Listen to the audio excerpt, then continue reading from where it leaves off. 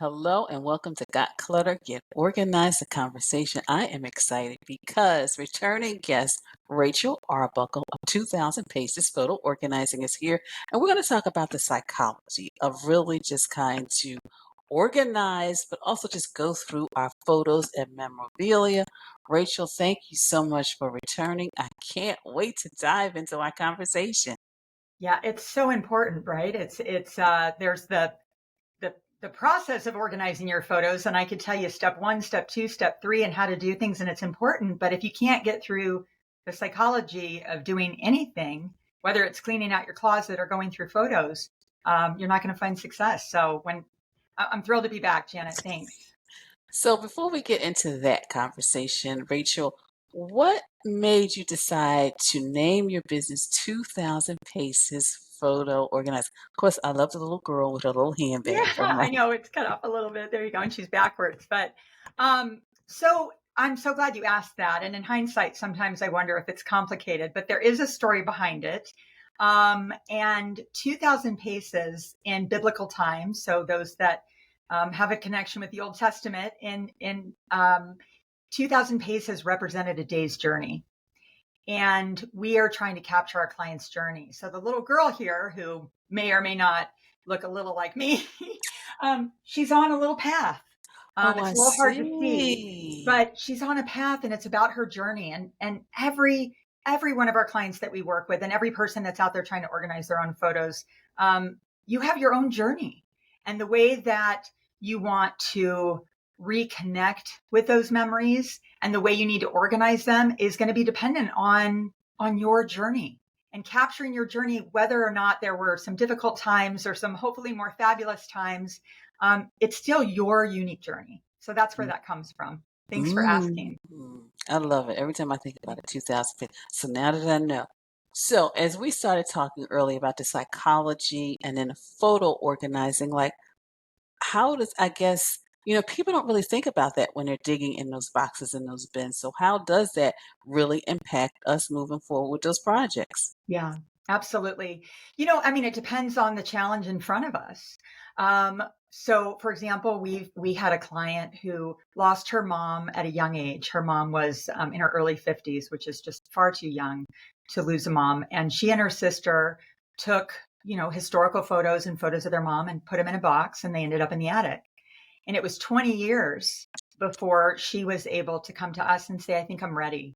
And so for her, that psychological challenge was, I'm not ready to open up these memories and deal with them. And even when we got them organized and she looked through them, sorry, you okay? Okay. Even when she saw that final product and looked through the photos, it was difficult, but she was ready. She was Mhm. ready. Sometimes we've had clients who have been through a difficult divorce, Mhm. and they say, you know what? I've got all these photos. My kids have gone off to college or they're older. I want my kids to have these memories, of course, of mom and dad. And there were some really happy times, but they would say, but I didn't experience those happy times. And so for me to invest this time and stuff to preserve those memories, what do I do? I want my kids to have it, but I don't want to necessarily remember my ex. And that's the reality. And I think sometimes, particularly women, right, we have all this guilt and emotions about it, but the reality is we feel strongly. And so in that example, I will tell you, what I do recommend for that is, let's get all the photos organized like we normally would, with dad included, and let's give that collection to your kids so that they have memories, because that's special for them. That's their psychology, right? That's what they need. Um, but then we're going to use facial recognition to find the X, and we're going to remove him from your collection. Interesting. So, yep, that's right. So, I mean, right. So with this technology, now we're satisfying the psychology that each person needs. And she's able to provide an incredible gift to her kids, without having to take on, for her, was that burden. Um, we also, there's a tremendous amount of loss. We've worked with clients. We worked with two clients that while we were in the middle of working on their projects, they lost, one person lost a dad and one person lost his wife. Mm. Um, And it's very difficult. And then we're kind of rushing around to get photos ready for a memorial and things like that, which is of course another podcast. But that's why I say get it done now, so you don't Mhm. have to Mhm. deal with that. Um, and I'll share one thing, one more psychology, and sort of when I say psychology, of course, to be clear, I'm not a licensed therapist by any means, but years of working with this, I've seen it, and sometimes it's pure overwhelm, right? And I know, Janet, we've talked about that, and you understand that, whether that be from people you've worked with, we have our own family members. You could be moving and you've got boxes and boxes of photos, or they're taking up the entire guest bedroom. I had a client who they called me, they had moved a couple years ago and they had 17 banker boxes of photos in their master bedroom. And they said, I'm going to get to it. I'm going to get to it. And a number of things prevent us from doing that. Maybe the psychology of lack of confidence. What do I do? Or I don't want to revisit those memories, or I feel overwhelmed. I've got anxiety. They finally decided to hire us, and you could physically see, Janet, the deep breath they took. Okay, my photos are now somewhere and they're being taken care of. And that anxiety is lifted and that fear of losing them is lifted. Um, so lots of Wow. psychology around it. Yeah, and as you were talking, I was thinking about just my own experience because it was all of those bins. You see all those bins and you're thinking, oh my goodness. And then you have to go through them. And in my case, it was because my mother was a photographer. So therefore, she had photos, Yeah. negatives, and I still have those negatives and I still haven't gotten rid of them. But that's another We'll talk conversation. about that. But it was just like, and that's when I just had to like pause and say, okay, let me work on the ones that were the oldest. And that was like from 1923 up until 63 when I was Right. born. And then once I got those, then I worked on everything from when I was born on up. But then also, like you said, it was like I laid everything out. My grandmother had 10 children, and each one of Amazing. those children, those aunts and uncles, had children. So that was a lot of Yeah. photos. Yeah. So therefore, I said, okay, I just want the photos of my mom. I don't want the photos of my cousin who was now like 6'7" when he was in his little Easter outfit. I'm gonna send Right. that to him. So you're right. It's like, but it just stops you in your tracks. I couldn't even imagine 17 banker boxes. I Yeah. just had at least three, Tupperware bins. So I couldn't even imagine that. Wow. Yeah, I mean, there we do tend to work on, and as you know, we work with clients all over the country, Mhm. and we do tend to work on much larger projects. Not to say that we don't work on smaller projects, but 17 banker boxes isn't even close to one of the largest projects that we have. Um, there was one client in particular that had moved and had everything boxed up. She was also the memory keeper, and we talked about this on the last podcast, but she was the memory keeper of the family, right? Just like you are. So she'd inherit the photos from other family members. And one was the pure overwhelm, but she also lost her husband to cancer. And the relationship that they had was, you can just look at these photos. And I never had the opportunity and pleasure to meet her husband, but you can just see the passion and the love between them. And so, very difficult, even for somebody who's organized and great at time management and can follow a plan. It was that psychology of, I'm not ready. Um, the interesting part is, when we were going through her plethora of stuff, beautiful memories and photos and memorabilia, because you get the art, the children's artwork, the macaroni, and all the things, right? That you have to weed through. But we did find, this little letter that her husband had written. And it was just a little note, when you have somebody just write a quick note, and it was just a scratch piece of paper.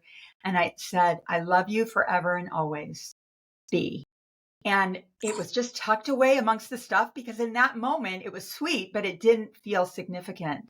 And when I presented that to her at one of our meetings, of course, she was filled with emotions. There were a lot of tears and tissues and hugs. But it felt like he was talking to her from beyond. Like, this is another opportunity to say, always and forever, I love you. Um, Powerful, powerful stuff. So it's amazing how these memories, whether it be a photo or a writing, you know, I don't know, do you look at those photos of your mom? Is there some of her handwriting on that? And do you think back and Oh, go, oh, yes. Rachel, she had on there date, month, and the year on well, all of those photos. If not on the photo, underneath the photo in the old wow. photo album. So I had to really like be careful, like, okay, if I take the picture out, make oh yeah. And then sometimes, like at least on my pictures of me, she Yeah. actually had the date, the month, the date, etc., how old I was. Wow. Well, first of all, good on your mom. That is incredible because we often get photos that have nothing on them, and we do some detective work. We put on our detective hat and Hmm. figure that out. But it's that, you I'm sure can see your mom's handwriting, and you could see it on a random piece of paper somewhere and say, I know exact. And does that bring up some feelings for you? Oh, yes, it does, because she had a distinct way. Her first name was Ida, so she had a distinct way of writing it. And it's like, wow, yeah. Oh, I love, what Hmm. did she have, like a curly Q, or it's just you can't really It was describe? just like, you know what? Actually, Rachel almost looked like a tiny little boat with a sail. That's what her eyes look like. I I mean, love that. now that I think about it, that's exactly what it looked like, a tiny sailboat with a sail. Yeah, that's what it looked like. Yeah, Isn't that funny that it's something that I don't want to say we take for granted, but for lack of a better phrase, yeah. we don't appreciate it in that Hmm. moment. And then Hmm. you look back and think, oh yeah, it is like a tiny sailboat, Hmm. and you It think, is. wow, I probably thought about that for years, but never really articulated it. I love that. I want to see the little sailboat, by the way. You have to send me a photo of that. I'll send you a photo. And actually, you know what? Just this conversation with you made me realize now why I always use my middle initial. And it's because my mother always used hers. Isn't that Wow. That, of funny? course, it took me so many years to break it, but Wow. yeah, it's just seeing her signature. She always her Ida F and then her last name, Taylor. And that's why I always use mine as well. It's amazing what you have when you have these conversations with my wonderful guests. Yeah. So, Rachel, when somebody is overwhelmed, Mhm. how do they get started? How do they, even attempt to even sometimes open the closet, touch the container? How do they do it? Like, how do they Yeah. get past it? And also, how do they, really know, you know what, this is something where I need some help? Because sometimes Right. you need help. I mean, especially that whole thing, we need to talk about that just a little bit, how you were able to really satisfy the children's need, but Mhm. also the mother's need because she was no longer married to their father. That's just like, Right. wow. I know it really is. It's kind of fun. I've always enjoyed puzzles and solving, little puzzles and stuff. And I do feel like when a client comes to us, and that's one thing I really pride ourselves on, is we customize things. And the reality is they came to us and said, here's the issue. And I said, okay, let's come up with a solution. And so we usually can, but to answer your question about where to start, really, that's step one, is what are your goals? What are your goals, Janet? What are you trying to accomplish? So for you that you don't need your 6'7", your cousin that's 6'7" now in his little bunny outfit. Whereas, right? And you knew that. You made that decision that that was not something that you needed to take the time to preserve. Somebody else might say, I want all of the things. We have some clients, the first thing I always ask is, what are you trying to achieve? Because I can tell you how to organize and what to do next, but if it's not going to align with your vision for your photos, then that I'm not really helping you. So, some of the things your listeners could consider is, do I want, what are the challenges I'm facing? Is it that I just have too much stuff, right? And it's all over the place. Okay, well then, if that's the case, step one is going to be, let's get it all together in one place. If you think I've got some in the attic, some in the basement, some on my phone, some on, uh, you know, let's get it all together. So now you're satisfying that problem. Now the next one might be, I just have too much stuff. I don't have room. It's taking up room in my master bedroom or my guest bedroom. I've got, friends visiting in a couple months. I need to be able to use this room. Then the next thing is, okay, your goal right now is really to consolidate down. And so you might think about, well, what's the bulkiest things that I can deal with right now? The photo albums, for example. Let me take the photos out of the photo albums. And if I don't need to keep those, and I encourage people to purge them as much as possible, I can get rid of those. And now I've got things that have gone from 4 banker boxes to 2. If the challenge is, there's a lot of difficult memories here because I lost a family member, I lost a child, I lost a friend. Those are a lot harder to deal with, and that's where I think you kind of reach out for a lifeline, right? Whether that's somebody myself who owns are experts in photo organizing, or you reach out to a friend, or you reach out to somebody that can be a support for you. One piece of advice that I do give to people when they're organizing their own photos is when you experience that overwhelm, whether it be there's just so much stuff and I'm sitting here doing it and I'm getting completely consumed and I feel like I've spent 6 hours going through 7 photos. What I encourage you to do is take a pause. And I think we talked about it last time. Give yourself grace. But there's times that, in fact, I was just meeting with a client last week, and there were times that she would look at photos, and for various reasons, it would evoke some difficult emotions for her. And I said, you know what? We need to put this album to the side, and let's pick one that isn't causing so much pain right now, or even if it's not pain, so that emotional overwhelm. And let's move on to another one. Or when you're taking these photos out, rather than trying to analyze and organize and define what category they have to be in, which is typically what I recommend, organized by year and month. I always recommend organizing chronologically. Let's just get them out of the album, put them in a box, and move on for now. The best way to deal with this, it's kind of like the eating the elephant, right? It's one bite at a time, and that's the truth. But one of the things that I talk about when I do training for our team members is I actually have them do a little children's puzzle, like a little 25 piece puzzle. And I think they all look at me a little strange when I have them do that. But the reason is I have them try and do the puzzle without a picture of what it's supposed to look like. So if you were given puzzle pieces and you had no idea what that final product was supposed to look like and what the goal was, it's going to be a lot harder. So about halfway through, I give them the picture and I explain, if you have your goals set and you know what that final goal is or project is supposed to look like, it's going to make it a lot easier, right? So that's the same thing. When you sit down or your listeners sit down to organize their photos, what is the goal you're trying to achieve? Because if you just say, well, I'm going to sit down and do stuff, you're just going to be spinning your wheels.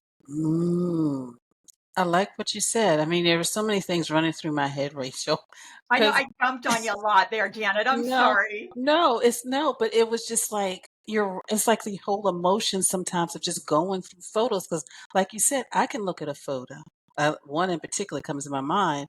And I had to have a conversation with my mother because she would always say, you and all this patent leather. Yeah. Remember that conversation? So Yeah. I went to the photo albums and I says, but look, every Easter you bought patent leather shoes and a cute little one of those bags was really cute little quilted patent leather bag for me for Yeah. Easter. And I'm like, this is why. Or when she laughs, she sees this photo of me with my toy phone. She laughs because one of my father's cousins came. He had just a little bit too much Oh, yeah. There's beverage. always one. And he started trying to make a phone call. And my father was like, they were just laughing first. And then they finally told him, that's Janet's toy phone. So it's like, but Oh, you're right. It's like those little memories, but you're right. Sometimes you do have to like push things just aside. But getting back to my mother, she yeah. had a picture. There was like about 6 or 7 relatives in that picture. She lined every name so you could know who was here, this to left of this and the. She was very detailed like that, and I truly appreciate her. And even with her photo albums, which I know you said we need to get rid of them, she had 1 of 3, 2 of 3, 3, so you knew Wow. chronologically. But I wanted to ask you, first of all, you mentioned that we need to get rid of our photo album, so I want you to kind of just share with us why. Because, okay, Sure. Rachel, I do have a photo album. I have like my best friend's photo album from when she got married, which I put together. So we do. Oh, So I do still really? have that.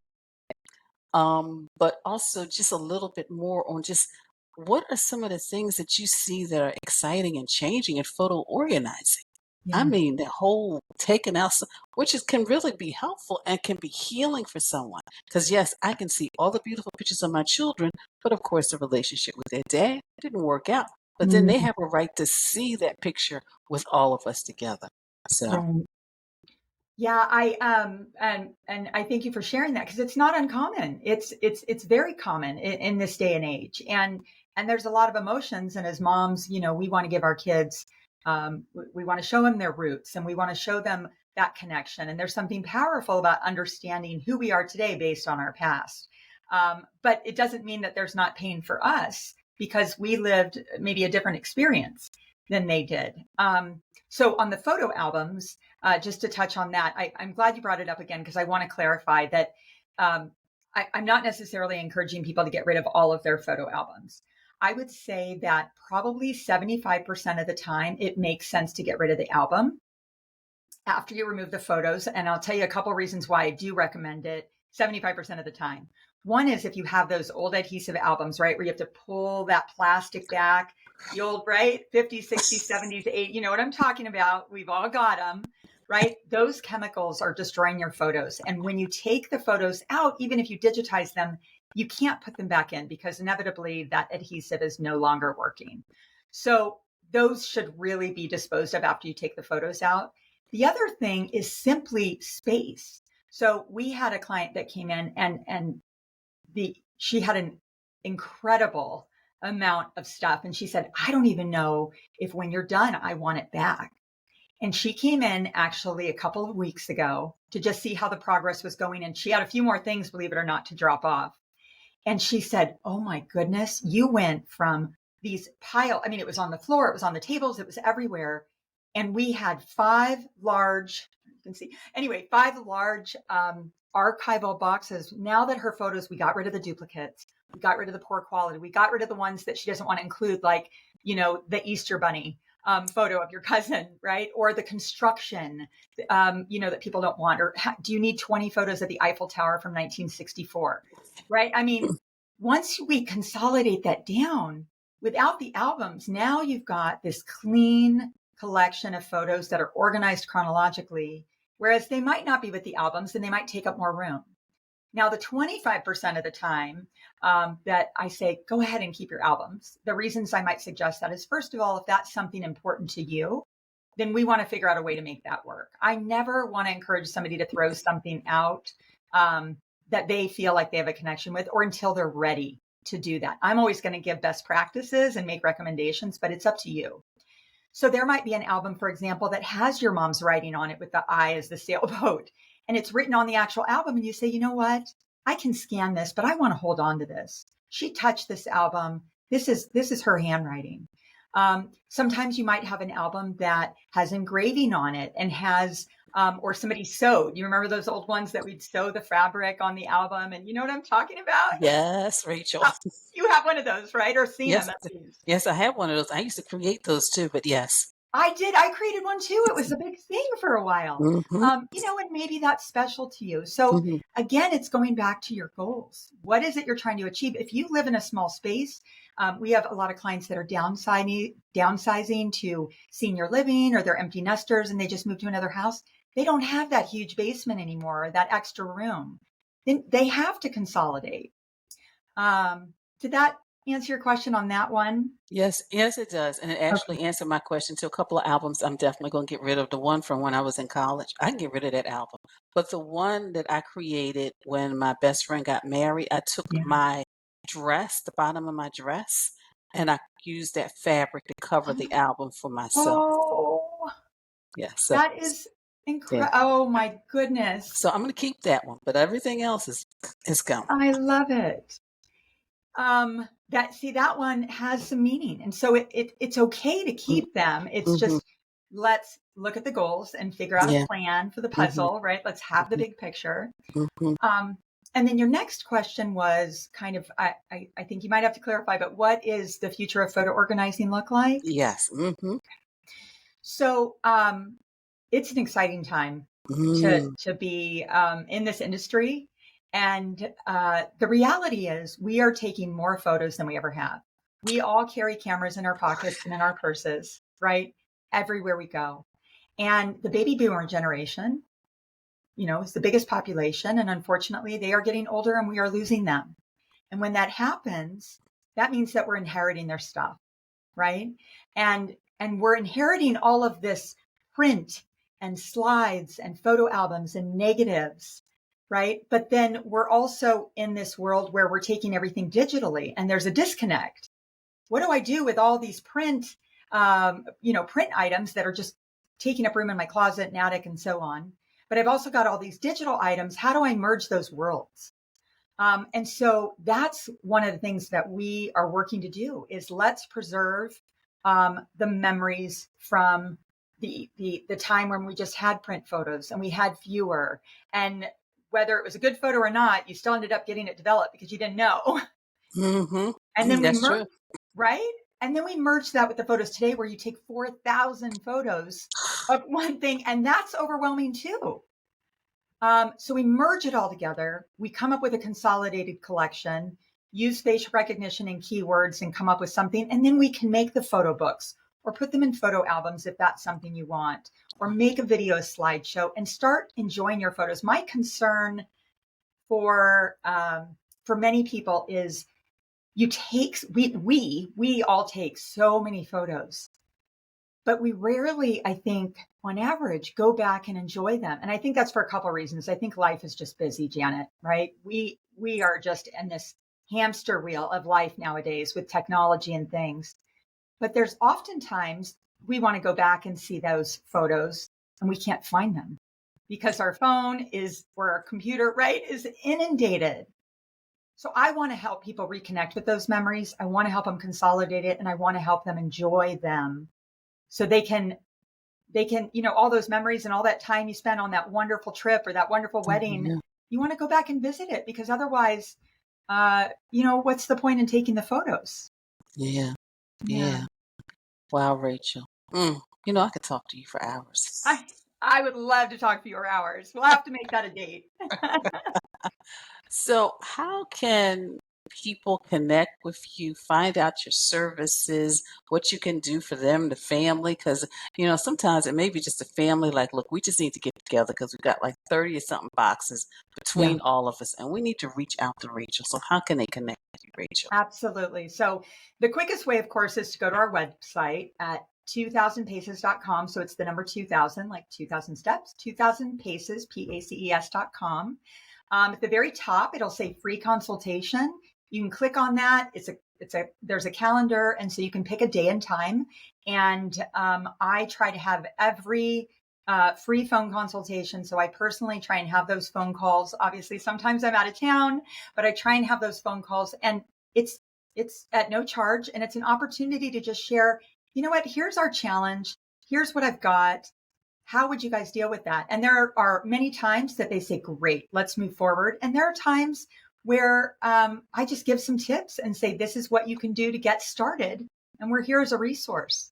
Of course, they can call us, and our number's right there on our website as well. I love getting emails, and I don't mind giving out my email. It's Rachel, Rachel, at 2000paces.com. And then, of course, we're on all the social things. But it's just, I realize that there's a lot of steps involved, and there's a lot of emotion involved, and there's a lot of questions involved. So having that conversation is step one, and just deciding what your own goals are. Well, thank you, Rachel. And of course, you will be able to connect with Rachel because I will have her website as well as all her social media connections on the show page so you can connect with her directly. And Rachel, thank you once again for returning and just kind of just enlightening us on how we can truly organize our photos and really work through those emotions as we do so.